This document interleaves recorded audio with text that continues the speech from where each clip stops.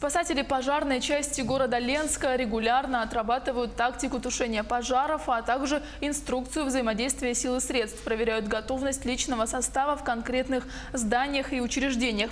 Это прежде всего школы и больницы. В этот раз, по легенде, пожар случился в здании администрации Ленского района.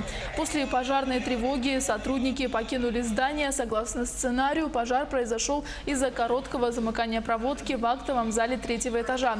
Далее задымление верхних этажей и отключение электроэнергии. К месту очага возгорания прибыло 8 единиц техники и 31 человек личного состава. Они сразу отправились на осмотр помещений и спасение оставшихся в здании людей. Целью данных учений была отработка личным составом подразделений пожарной охраны. Это тактика тушения пожаров на административных зданиях с массовым пребыванием людей.